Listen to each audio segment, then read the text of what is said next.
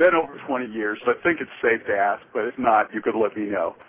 What's the real story on Joey and Nardo leaving the band? Well, the real story is real simple. It was because they both messed up. You know, quite frankly, they had problems in their lives, and, you know, it was all based off of drug problems at the time.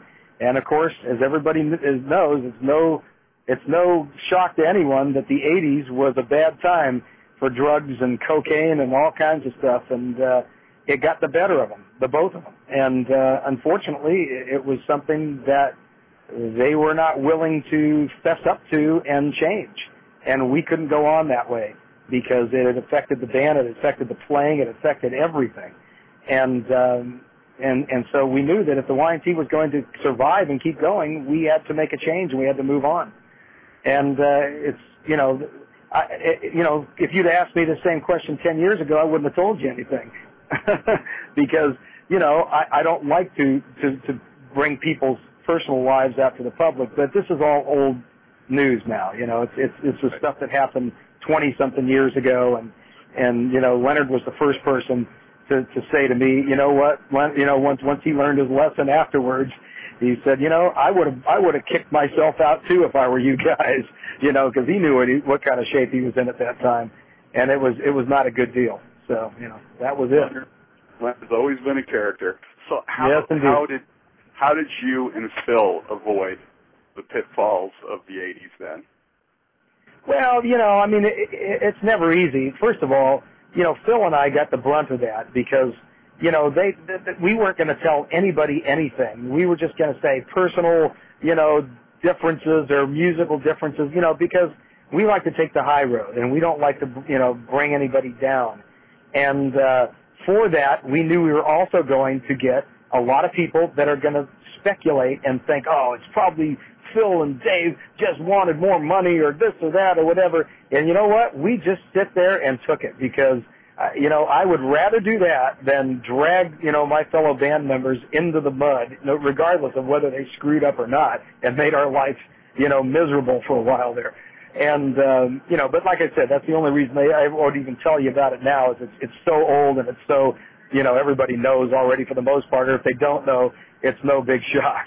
But, you know, it was tough. It was very tough. We had to keep going. People thought that we replaced Leonard because we wanted a better-looking guy in the band. That wasn't true. That was just such crap. You know, and you know, the fact that Jimmy was the best drummer of the 33 guys that we auditioned, of the 300 that sent tapes in, was only coincidental that he happened to be decent-looking at the same time.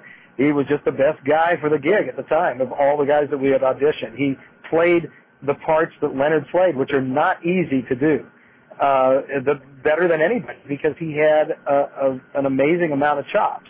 The problem with getting somebody to play Leonard's parts is that, yeah, there's a lot of straight-ahead stuff, but, oh, my God, then all of a sudden you say, we want you to do Barroom Boogie. Now we want you to do Forever. Now we want you to do, you know, I could mention 10 popular songs where if you're not thinking about it as a drummer, man, they're hard to play. And maybe, you know, as a drummer, you could play 50% of those songs in your style. The other 50% are not even close to what you ever played in your style of drumming. So all of a sudden, it's a difficult job now to be a drummer for Y&T. So it wasn't an easy shoes to fill by any means. No, so it was much like people always sort of overlook your guitar playing, which is, you know, you're right up there with all the great guitar influence icons, if you will. Nardo's drumming was always sort of under the radar too, and he was just a beast. So. Absolutely, yeah, and you know, if he could have kept his shit together at that time, I mean, you know, who knows what would have gone even further with him. But I got to tell you, you know, we play with, you know, our friends with, or whatever, or finally meet people that we've admired for years, you know, all the time as we play these festivals, we go out and tour together. You know, we know most of these guys one way or another, and almost to a man, there's not a drummer in any of these bands that didn't absolutely admire or worship Leonard as a drummer. You know, either as they were starting their careers or, you know, while they were simultaneously playing while we were. So, you know, there's no question the guy made an influence and an impact. Absolutely, and as you have on guitar, Dave, I know you got to get out of here, so I'll ask you one last question. If we were to create a rock and roll time capsule and you had to throw in one song that sort of defines who Y&T is, which song would that be? I would say Forever, and because it's got the most of everything that I think Y&T does really well, which was it's got the straight ahead energy, it's got the very passionate melody, and that's kind of the two things, or the three things, I should say: the passion, the melody, and the energy and kick-ass straight-ahead approach that we have, plus the fact that Phil is a great lyricist and has come up with a lot of lyrics in the band, and that was certainly one of his better lyrics as well. I can't argue with that at all. You got a message that you'd like to send out to the fans? Well, yeah, I mean, the first thing and the most important thing is that the reason Y&T keeps playing every year, year after year, is because our fans are so dedicated to us and so passionate that it keeps the fire going with us. And that's the most important thing.